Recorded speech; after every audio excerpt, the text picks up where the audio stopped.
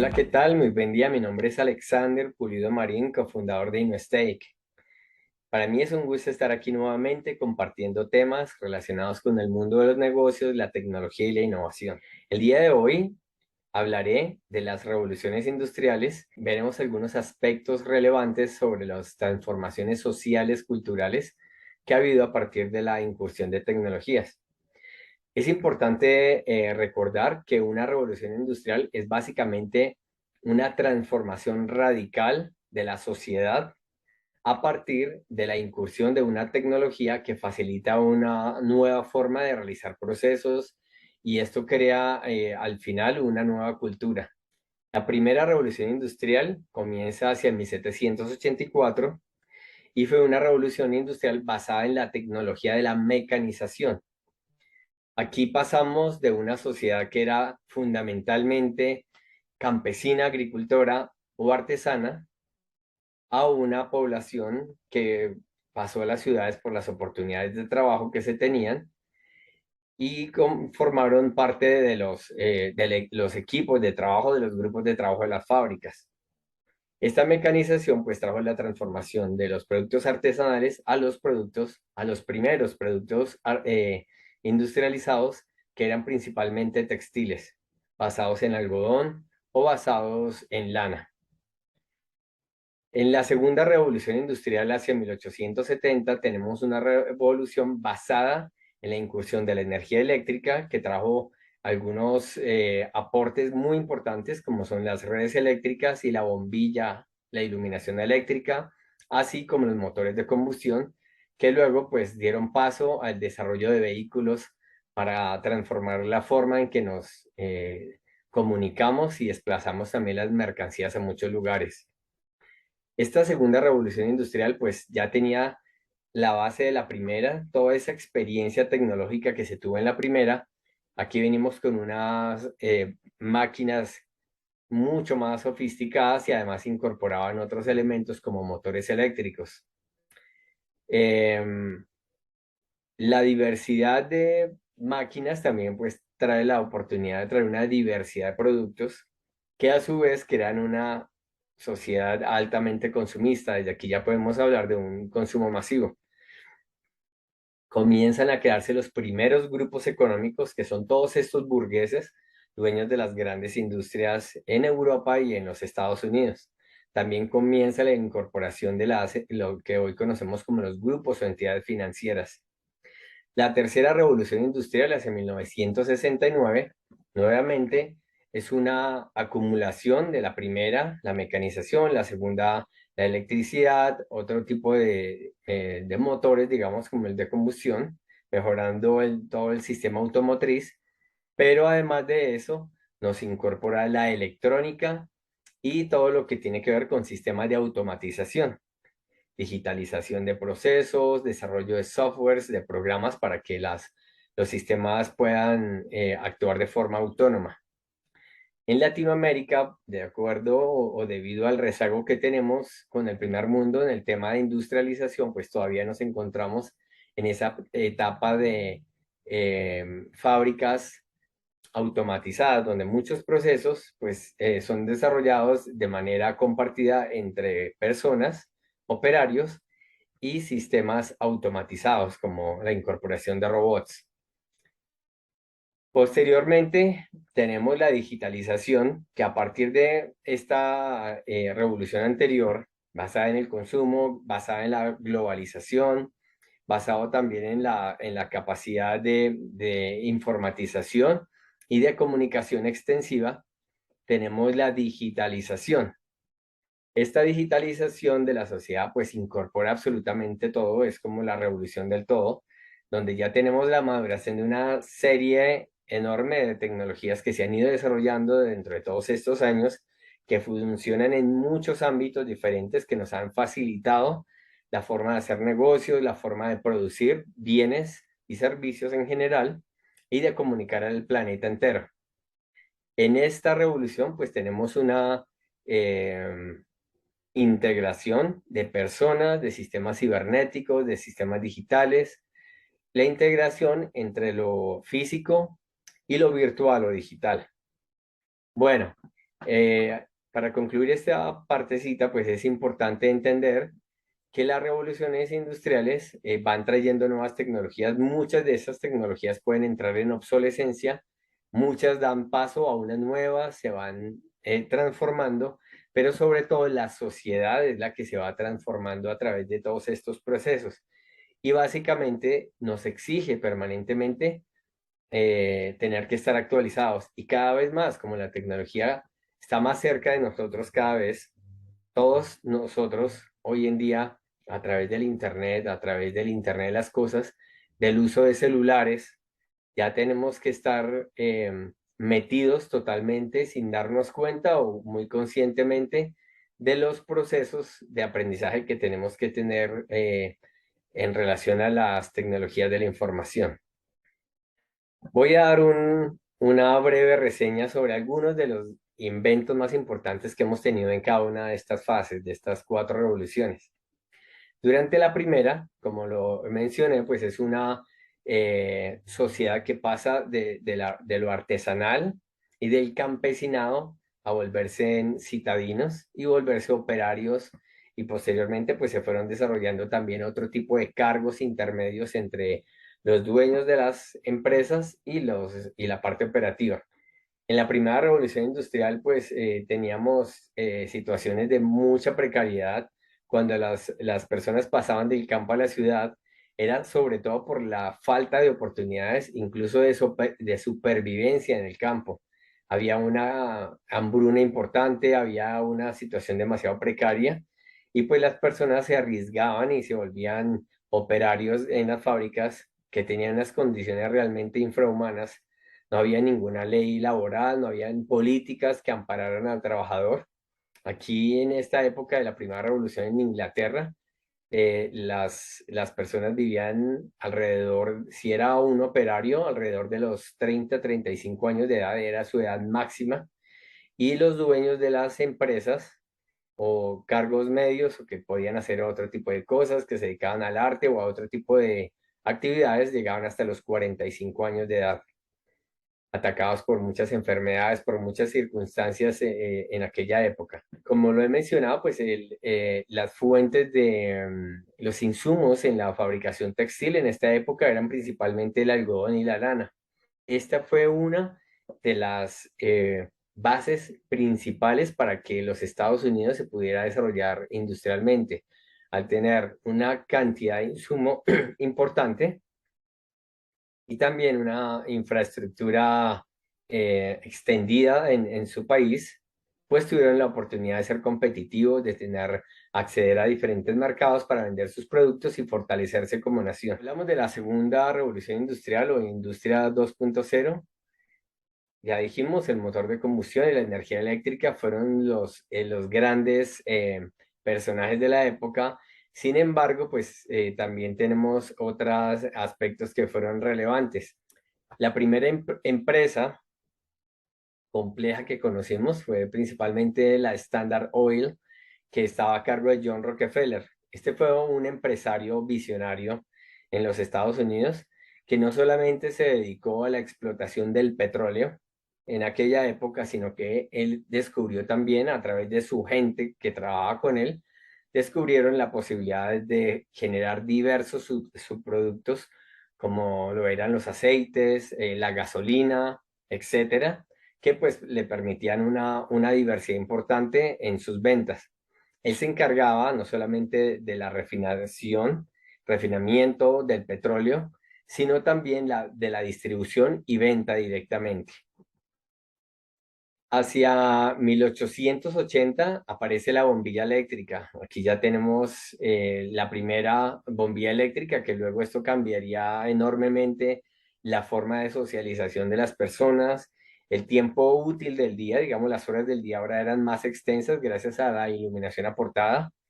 Y hacia 1882 fue el mayor cambio cuando se desarrollaron por primera vez en la ciudad de Nueva York las redes eléctricas que podían llevar energía a diferentes partes y desde aquí comenzamos inicialmente con alumbrado público y posteriormente con el alumbrado en las casas. Hacia 1886 se formaliza el primer automóvil a gasolina. Antes de esta época, pues hubo una cantidad de desarrollos de gente que estaba apasionada, estaba muy dedicada al desarrollo de vehículos. Y un dato muy importante es que incluso hacia 1870, en la ciudad de París, ya existían taxis con motor eléctrico. Posteriormente, y también seguramente por intereses económicos, el automóvil eléctrico tuvo menos importancia y pues comenzamos a darle toda la fuerza y todo el auge a los vehículos a gasolina. Hacia 1903 comenzamos con la primera fábrica en serie de automóviles. Este estaba bajo el mando del señor Henry Ford en los Estados Unidos, en Detroit. Y a partir de esto, pues el auge del automóvil, ya el automóvil y cualquier tipo de vehículos comenzaron a ser parte importante de nuestra sociedad. Esto mejoraba completamente el rendimiento, la forma de desplazamiento, la forma de comunicarse, abaratar costos, hacer que todos los procesos fueran mucho más rápidos que lo que se tenía anteriormente. Hacia 1907 vemos que ya se desarrolla la primera gasolinera y estas gasolineras o estaciones de combustible de gasolina empezaron a extenderse por todo Estados Unidos.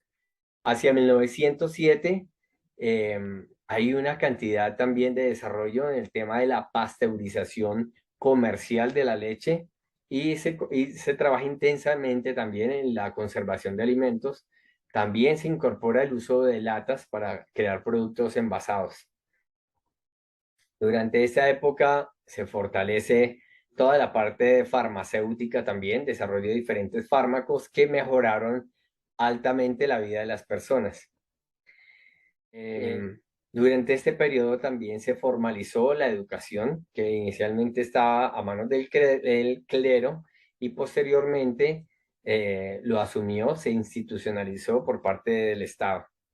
Esta educación, incluso hasta el día de hoy, estaba muy basada en la preparación de las personas, de los niños, para llegar a ser buenos empleados. En 1907 tenemos la aparición de los primeros plásticos. El primer plástico encontrado fue el Bakelite y pues este se comenzó a extender y a través de la química comenzó a haber una incursión de diferentes tipos de plásticos. Hacia 1926 tenemos la aparición del primer sistema de televisión.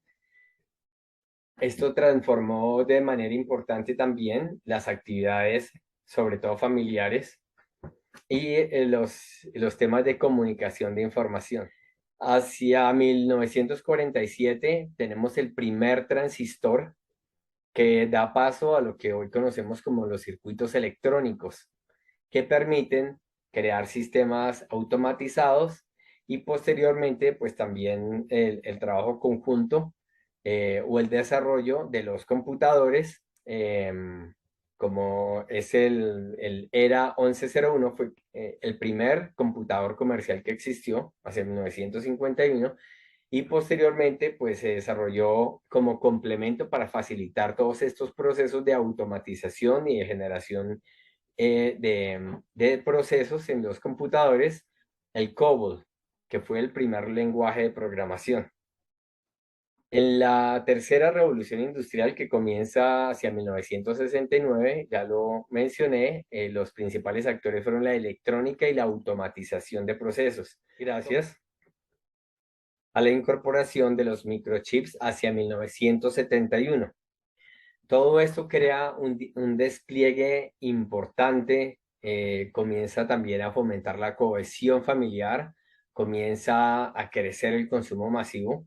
Aquí ya tenemos por un lado el desarrollo madurado de los sistemas, de los vehículos, de los automóviles, pero por otro lado también tenemos una cantidad de electrodomésticos que empiezan a desarrollarse, actividades en familia, actividades en el hogar, el mejoramiento de los puestos de trabajo cada vez más especializados a través de estas tecnologías. Tenemos la incursión de la robótica, de los sistemas cibernéticos, que cada día pues cobran mayor relevancia, ya son robots que no son solamente aparatos humanoides, con una apariencia humana o querer llevarlos hacia el comportamiento humano, sino una cantidad de sistemas que han facilitado y han dado seguridad, salud a los procesos que son de pronto muy complejos para el humano y también la extensión de una serie de actividades que se requieren hoy en día.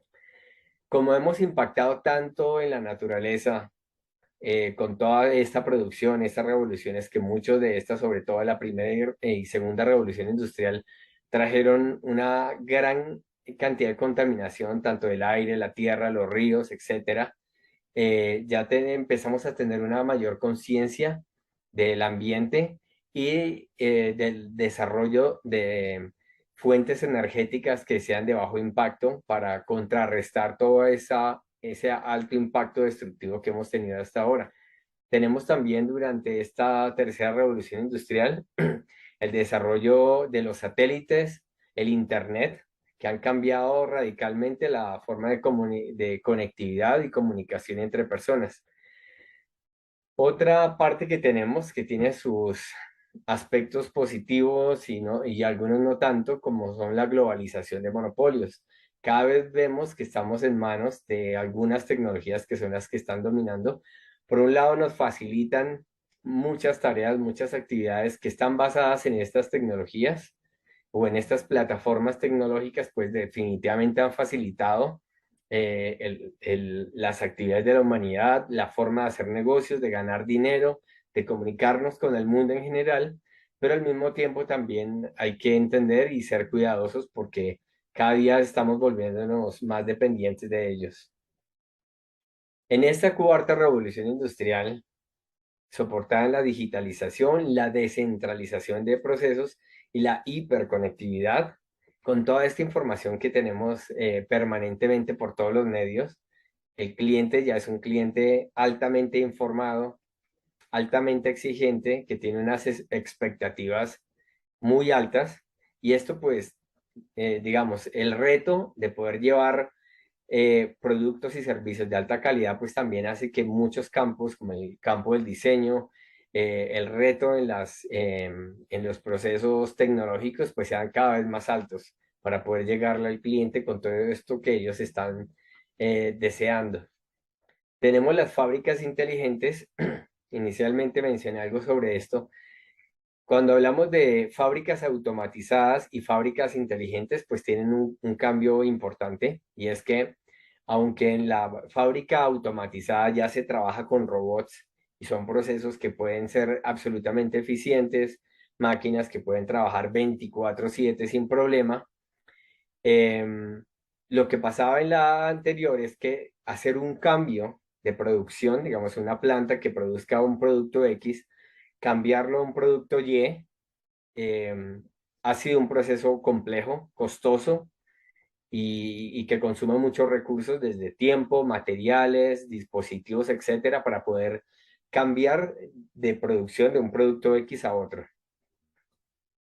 Con la fabricación inteligente, pues un aspecto que es muy importante y que seguramente nos podría ayudar también en el mercado latinoamericano en la producción, es que si nosotros nos esforzamos por desarrollar mejores productos con mejor calidad, con mejor valor hacia el cliente, tenemos la capacidad de llevar estos conceptos a una fábrica inteligente que es capaz a su vez de crear lotes mucho más pequeños a unos precios muchísimo más baratos de lo que normalmente las empresas automatizadas pueden hacerlo.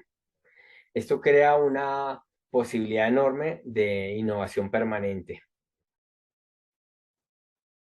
Esta tecnología no solamente se queda en las fábricas, no solamente se queda en las ciudades, en las oficinas, sino que se ha desplazado a diferentes áreas, como son la agricultura. La agricultura inteligente ha traído, sobre todo a Latinoamérica, una posibilidad. Aquí se abre una puerta enorme de posibilidades, ya que en Latinoamérica, por el bajo eh, eh, valor que se le da a las personas, a los campesinos agricultores, que muchas veces tienen que emigrar de los campos a las ciudades para buscar cualquier trabajo que les dé mejores posibilidades, un mejor poder adquisitivo. Esto ha generado como resultado que los campos se encuentren frecuentemente vacíos, no haya quien cultive la tierra, no haya quien desarrolle los productos que necesitamos para poder vivir, para poder comer. Esto facilitaría de manera importante que todos estos cultivos o campos que han quedado desprotegidos solos se puedan retomar con tecnologías de bajo costo que permitan hacer todos estos procesos que realizaban anteriormente los campesinos y podamos tener un suministro importante, permanente de recursos, de bienes de comida.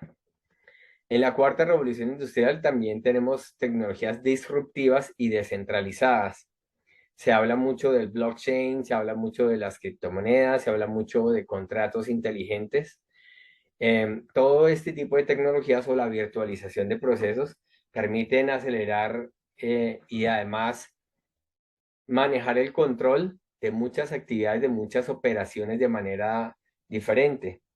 Un impacto importante que se ha tenido, por ejemplo, en la banca es que muchas personas ya acuden a otros medios, plataformas digitales financieras, billeteras electrónicas, que permiten hacer el cobro o pago de dineros o la envío de dinero de un lugar a otro, puede estar al otro lado del mundo casi en minutos y con unas comisiones más bajas, hacer contratos en donde se intenta que sean contratos directos, donde pueda haber una total transparencia y también seguridad en el alojamiento de información valiosa, por ejemplo. Y finalmente, pues bueno, aquí tenemos de lo real a lo virtual, como lo he hablado, todos estos sistemas nos han permitido acelerar la forma en que tomamos decisiones en muchos procesos en que nos acercamos a los equipos de trabajo. Muchas veces cuando se trabaja a distancia, cuando hay equipos remotos de trabajo, esto crea un cierto bloqueo, un distanciamiento entre personas. Sin embargo, a partir de la virtualización y de estos sistemas que cada vez nos hace sentir más cercanos de forma más natural con tecnologías, pues esto acelera una cantidad de procesos, mejora la comunicación entre personas. Cuando hablamos de diseño de productos que son físicos, podemos hacer una virtualización de un producto en 3D, se puede hacer todo tipo de análisis, todo tipo de comprobaciones, aprobaciones para luego ser producidos, etcétera. Las nuevas formas de diversión también pueden cambiar.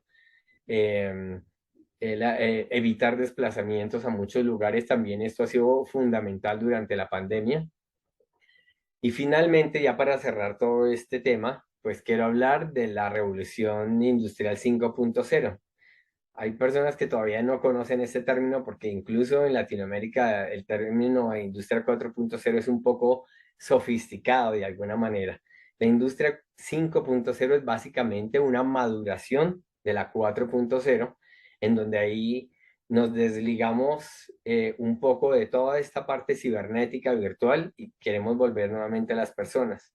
Como lo mencioné antes, todo lo que desarrollamos actualmente, todo lo que se relaciona con personas empresarialmente, tanto nuestros equipos de trabajo como las personas externas, que son los aliados, proveedores y principalmente el cliente, pues son cada vez más exigentes, cada día hay más variables, más condiciones que podemos controlar para perfeccionar y llevar a cabo mejores ofertas al mercado, ser mucho más competitivos y crear mayor propuesta de valor. Esto se llama pues hiperpersonalización de los procesos. Incluso muchas fábricas que inicialmente se habían basado, eran fábricas que podían trabajar de manera casi 100% autónomas, están retomando otra vez todo este concepto con el que veníamos trabajando y recuperar la presencia humana en los procesos, evitar desplazamientos de personas en cambio de máquinas. Pero todo esto está basado en la hiperpersonalización que nos trae pronto. Ya estamos entrando, incursionando en esta última revolución que es la 5.0. Bueno, espero que esta información haya sido útil, valiosa para poder entender todo este panorama, entender cuáles son los retos y saber que cuando hablamos de industria 4.0, cuando hablamos de transformación digital de las organizaciones, no es algo lejano, es algo que ya está disponible, que tenemos unos recursos muy importantes que nos pueden ayudar a transformarnos mucho mejor, ser más eficientes, más productivos, estar más comunicados, pero sobre todo ofrecer mayor valor de servicio o de productos a nuestros clientes y hacer una proyección futura mucho más eh, medible también. Muchas gracias, feliz resto de día. Hasta pronto.